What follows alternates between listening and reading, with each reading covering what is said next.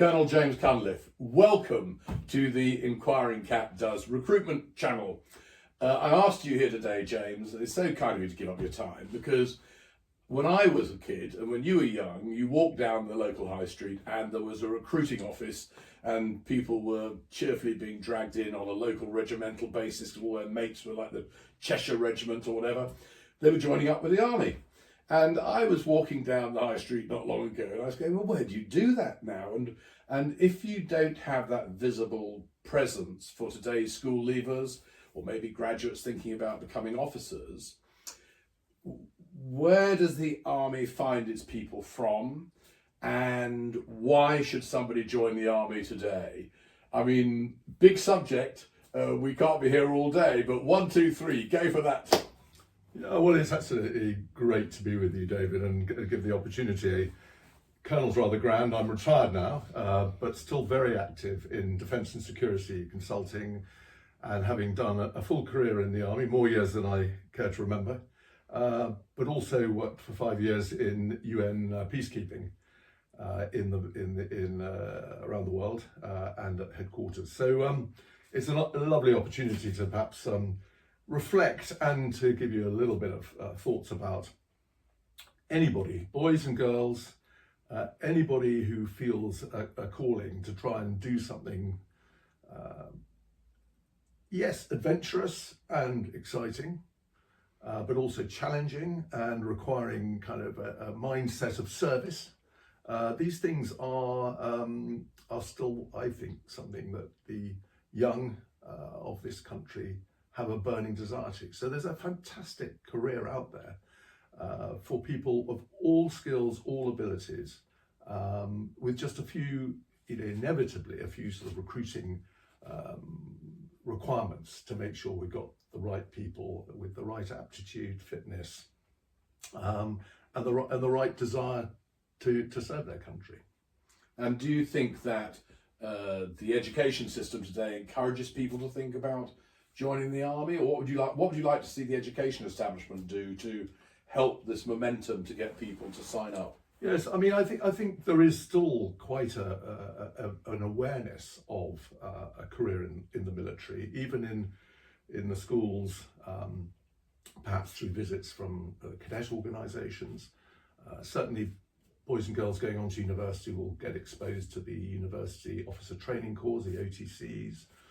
And let's face it, the country is facing tremendous new security challenges. I mean, everybody can see and hear about what's going on in Ukraine at the moment, and seeing how civilians from Ukraine have had to quickly mobilize, quickly train, have been helped by the British.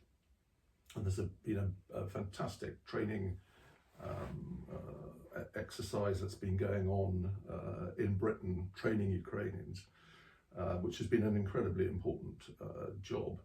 But I think there's enough awareness that in today's world there are security challenges, and it may not be the old tank battles and trench warfare that you perhaps see on the television in Ukraine, but I think everyone knows about the threats to your internet connection through cyber, through maybe increasing pressures on power generation and oil, and can you afford the prices to any kind of concern in the world, any kind of small security scare affects the price of oil, the cost of energy, and so on. And there are a lot of other threats out there. We've just been through a global pandemic, and being able to deal with those kind of threats. So I think what that tells us, of course, that if you're joining the services and the army, there's real purpose to it, and that purpose is to respond to what's going on in the world, whether it's a health threat or a security threat or anything else. And so if people think, well, why should I join the army? It's because actually you can become a fundamental sort of linchpin in responding to the unexpected. Is not just about square bashing. Yeah, it's definitely not about square bashing. I mean, there's an element of discipline that's required, but a lot of that is self-discipline. That's what the training world is often about. It's trying to install that sort of self-discipline in individuals. But yeah, I think I think we all know that of the threats. But what I'd also say is that the army does provide some fantastic opportunities. I mean, it's not. It's certainly not what perhaps people have the image of, as you say, what you see at trooping the colour on the square. What important that it is for the national profile and public duties. But there's much more to it. There's much more international cooperation, working with other countries, working in other countries, particularly fragile and conflict-affected countries, where quite often in small teams, whether it's in training or support, where there are opportunities for anybody who's gone through the training and can bring certain skills to bear, and internationally it's in great demand at the moment. So there's a real opportunity if people join up to the army that they will get to travel the world.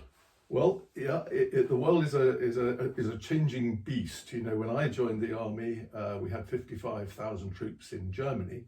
During the Cold War, we were facing up to the Soviet Union.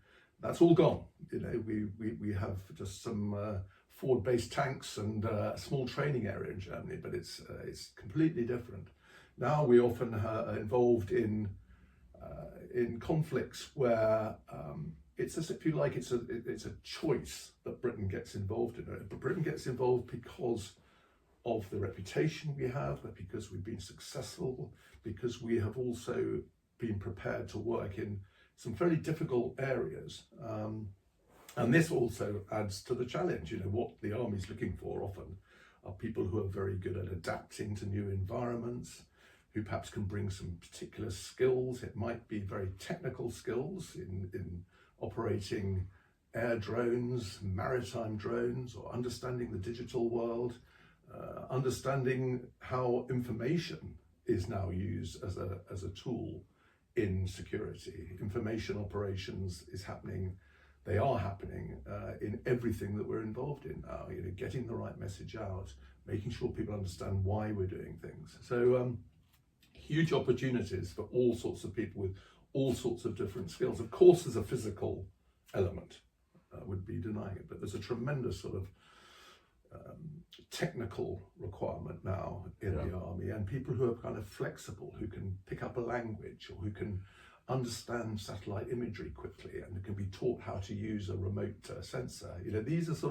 This is the way things are moving. I think so. If somebody was thinking of joining in their late teens or early 20s, and they might be asking themselves the question, well, what when I'm a young veteran, when I come out of the army? And to me, as somebody who's been an entrepreneur and built businesses, I've always been enthusiastic about recruiting from the services, although I myself was not in the services. And why?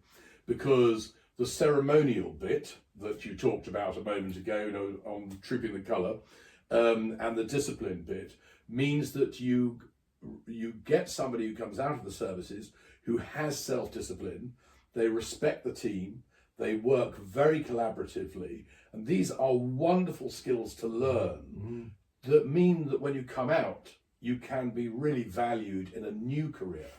The second aspect is the point you're just talking about, the changing nature of warfare and of lethality. And so who would have imagined that a war would be at least brought to stalemate by drones? I mean, I would love to say victored by, but that's because different. That's the politics channel. We'll talk about that. But from a person coming into the forces point of view, they will learn great skills. And if they love doing gaming at home, the next minute they could find themselves, remotely steering an aircraft carrier or something. Yeah. It's just amazing how the world has changed. I mean, it's often used as what we describe as transferable skills. So as you come out of the military, it might have been, something like HGV driving. Quite a lot of our signals people, communications experts, often becoming absolutely invaluable in terms of laying new cable, organising new high-speed internet connections. And so people often are in great demand when they leave the army. And it's worth saying that clearly the army is trying to encourage people to make it a full career, but the liability is only 4 years, and that includes the training period, and you can give notice at the 3-year point. So you're not, as a soldier, you're not sort of signing on forever.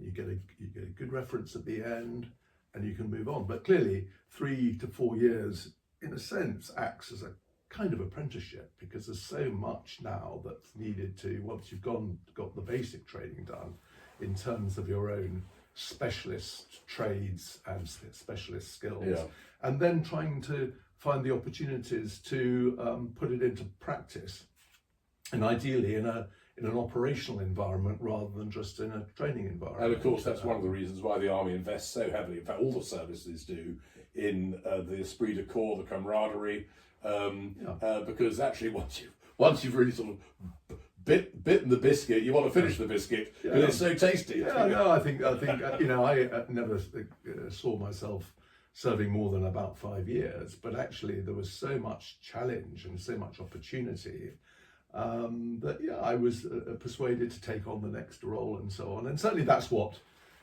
any good employer is trying to do, is trying to bring people on, develop them, and then provide enough incentives to think, well, actually, this is a good career. And it's not just work. There's always opportunities to learn new skills, whether it's free fall parachuting, canoeing, climbing.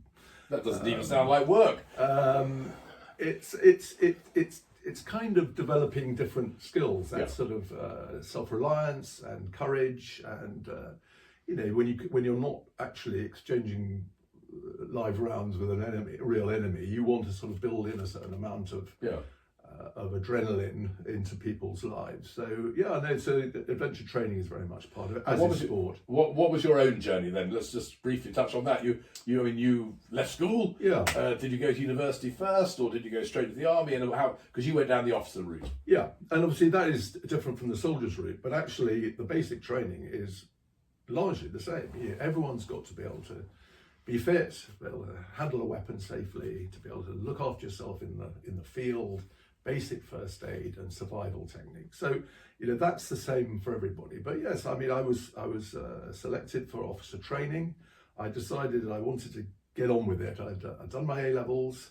I did want to get a degree, but I was just maybe in a bit of a hurry. I wanted to get on with a career, and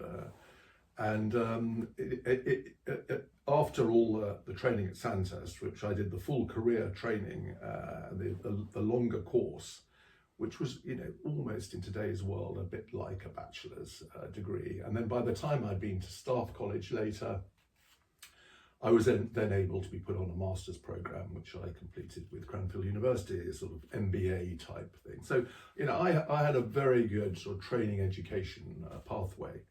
But yes, I mean, Sandhurst is a year's course, and most of the men and women who go there are around about 23, 25 postgraduate. So most of them have done their first bachelor's degree at a civilian university, but it's not absolutely mandatory. We do still have school leavers, so the officer route is one of the key parts of Sandhurst is not only giving you the basic training, but also developing your leadership right from the start, from day one. And what they're looking for from the person who's leaving Sandhurst at the airport is someone who's able to immediately take command, leadership of a group of about 25 to 30 soldiers. And that's a fantastic incentive, because you want that early responsibility. And that's what I did, and spent time in an infantry regiment and saw lots of different operations, certainly Northern Ireland, a long time ago now it seems, but subsequently I was in Afghanistan, I was in Kosovo, and and you work your way up with increasingly responsible positions. And one of the big things about working with soldiers is commanding a battalion, about 600 men and women, which I did in the turn of the century, around about 2000, just at the time of 9/11. So it's very interesting. And in the time I was there, I trained and deployed about 250 of my soldiers to go to Iraq and Afghanistan. So that was very rewarding. But an officer's career then does go outside commanding soldiers and being in regiments. You go into headquarters and you're on the staff, and it might be in the Ministry of Defence in London, or it may be in a smaller headquarters around the world, or in UK. And this then starts testing your, if you like, your intellectual capacity to work things through quickly, support decision making at the highest level, managing resources, and so on. And it's not easy. You've got to be what some people have described as Whitehall warriors. Does that mean you have to become more political in those more senior level positions? Yes, I mean the civil service who works alongside you are the political part of the Ministry of Defence. You're supposed to be bringing your military experience and knowledge and understanding of what it's like actually being on the receiving end of instructions and money and resources from London. But yes, of course, you'd have to be able to, if you like, navigate your way through the sort of staffing process, and quite rightly, in order for transparency and oversight, every penny is counted, every pound is checked. And, now, people hate waste. One of my favourite topics, I did a piece on the Politics Channel about waste recently, and certainly in the Navy, you can join as a rating. You can become a Chief Petty Officer, non-commissioned officer, and then you can escalate into the officer class. Does that happen in the Army? Yes, very much so. There's what's called a late entry commission, and a lot of very, very talented soldiers who've worked their way up, at least to sergeant, usually a bit more senior, sergeant major, that kind of level, are selected for officer appointments. And a lot of them go on to do extremely well, and bring a whole lot of new skills to the officer corps, if you like. That might be better administration, better understanding of the soldiers, a lot of often really hard practical experience. So that's very much a live route for absolutely anybody, and there's really no educational restriction. If you start at 17, I mean, we have a apprentices college at Harrogate, which is a fantastic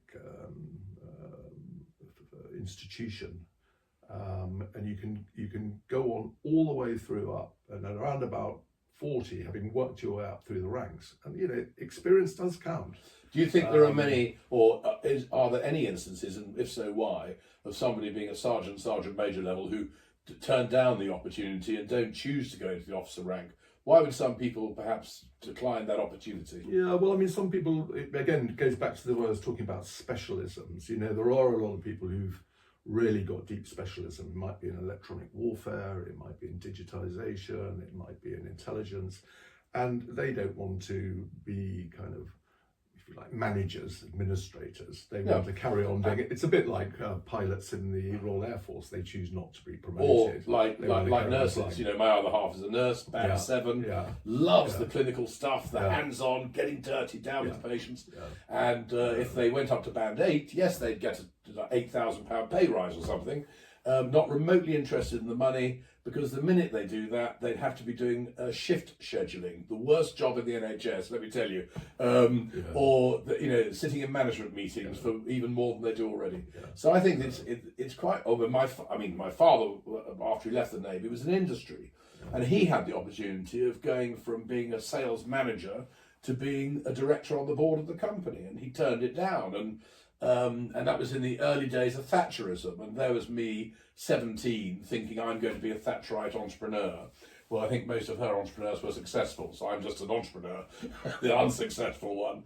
But my father turned that down, and I said, "Why did you turn it down?" He said, "Because I love dealing with the customers, and I don't want the stress of the next level up." I think people make decisions in all sorts of careers, not to go the whole hog. Absolutely, and I think in today's young, quite often want to make choices about what they do, and rather than being part of a sort of a system where they're expected to keep on moving up in the sort of traditional way. So there is a lot of I think one might be surprised how much in the army, how much there is individual choice. We're trying always to offer people opportunities that they really, really want and want to pursue areas that they are particularly passionate about or particularly good at, and they find their particular strengths. But inevitably, as you get given promotion, it comes with more responsibility and a bigger pay packet. I mean, that's the reality of it. And so we want people to be ambitious, to want to get promoted, to take on more responsibility. Fantastic. So, yeah. James, you've been so helpful. But if I gave you the opportunity of that, what they call the elevator pitch, this lift is going up in 2 minutes. What was the standout highlight of your career that you would, as you're sitting there with your pint when you're retired, age 96, by the beach in Salcombe or somewhere, and you think, do you know what, that was just the very best bit of being in the army? What would that be? I think it has to be on some of my overseas operational work. There's no question. And I spent a lot of time in Eastern Africa, based in Kenya, in Ethiopia, Uganda, and particularly supporting the fight against Al-Qaeda and Al-Shabaab in Somalia. And that area was not a British Army-led operation. This was national governments' militaries in that area. So Kenyan, Ugandan, Burundian, Djiboutian military working collectively to deal with the scourge of terrorism in Somalia. And working alongside those armies was absolutely fascinating and hugely rewarding. I think that's probably a high point. Very good. James Cunliffe, thank you so much. Pleasure. And I hope that if you've been watching this, you should be inspired to join the army. It's a fantastic career. But if you like boating, we'll go off to the Navy instead. That's pretty good too. So thank you for watching. And the Air Force, yes. To have balance, you do have a choice. Thank you so much. If you like this stuff, remember to like and subscribe, and we'll see you again for another episode soon. Thank you.